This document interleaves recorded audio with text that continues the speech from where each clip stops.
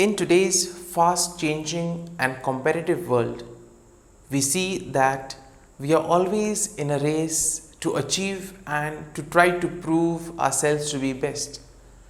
But in the process, sometimes we do cross the lines. We try to show ourselves as better by putting down others and by pointing to the faults of others. Today's gospel passage will focus on this issue, that sometimes there is this tendency of pointing out to the faults of others when we ourselves are at faults.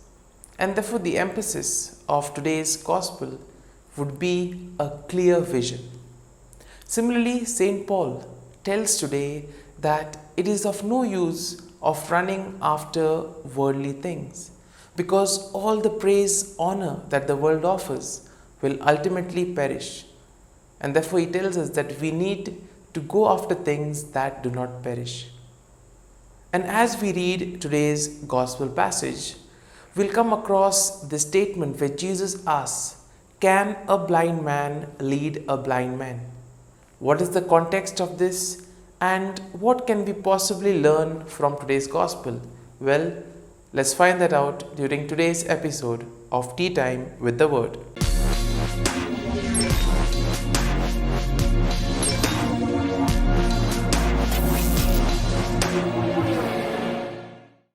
But before we can begin our reflection, let us take a look at the readings for Friday in the 23rd week of Ordinary Time. Today's first reading is from the first letter to the Corinthians, chapter 9, verses 16 to 19, 22b to 27. And the Gospel is from the Gospel of Luke, chapter 6, verses 39 to 42. Now, today's first reading will tell us about going after things that are pleasing to God. And therefore, St. Paul begins by saying that what he has received freely, he needs to give freely. And therefore, he says that because he has received the gospel from the Lord, because he has been touched by the word of God, that is what motivates him to go about and preach it.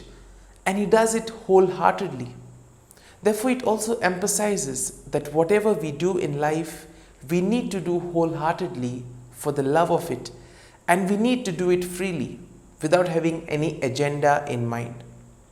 Next, we also see that he gives us a comparison of athletes who basically compete in order to gain a prize.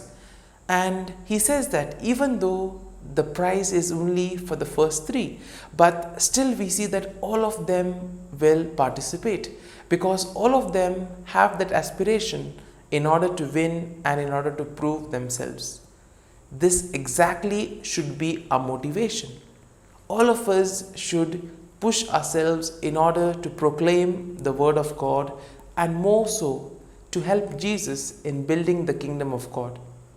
But the catch is, we should not do it for anything such as fame, honor, or glory.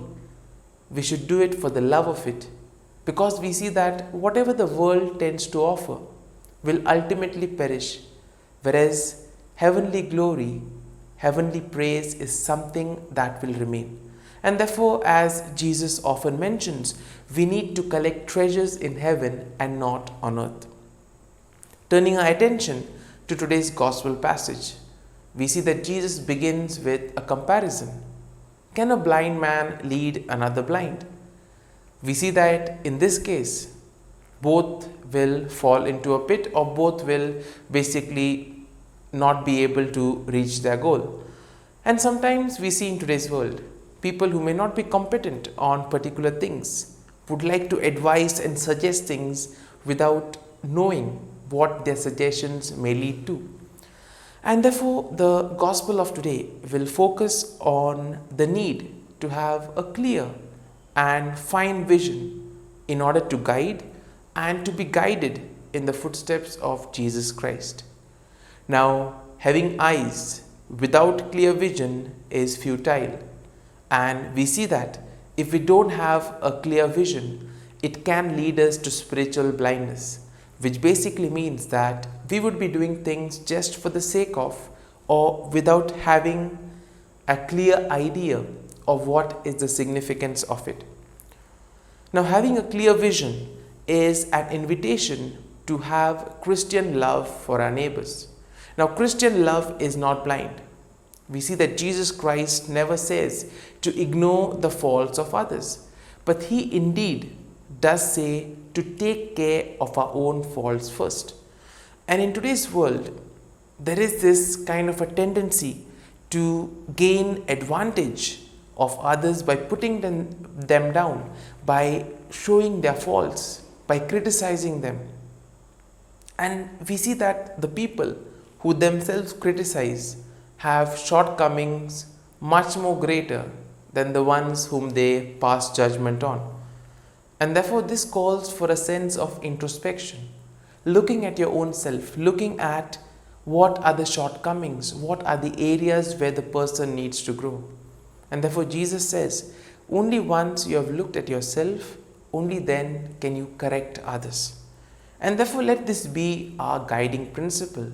Whenever we are tempted to pass judgment, whenever we are tempted to criticize, let us remember this, that first and foremost, we need to see our own shortcomings.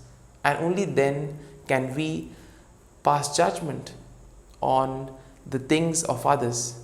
And passing judgment itself is quite wrong, because if we are really interested in the betterment of our brothers and sisters, we would go and tell them personally rather than telling it publicly and shaming them. And in a way, we see that therefore Jesus clearly states in verse 42 of today's gospel, remove the wooden beam from your eye first, then you will see clearly to remove the splinter in your brother's eye. Therefore, correct your mistakes first and then look to correct others. Similarly, we are also invited to see the resources and assets in others and to grow in our love for our fellow beings. And this love for others also makes us encounter their weaknesses, their shortcomings. Because when we work with others, we will realize their areas of growth. And in this way, we will see that this will call us to be patient and also to be mild with them. In other words, we need to accept one another as they are. We need to accept their faults, and also we need to grow and work together in order to build the kingdom of God. And therefore, we see that Christian charity will demand that we seek to correct others and help others in their growth and in their spiritual health. But it has to be done well. It has to be done privately in order to really help the person grow. So therefore, as we reflect on today's readings, let us ask the Lord for the grace that we may be able to introspect in our own lives and see the areas of our growth. And we'll also ask for the grace that let our motivation to correct others be for their own growth, and let us do it discreetly in a way that will really benefit the other people. Amen.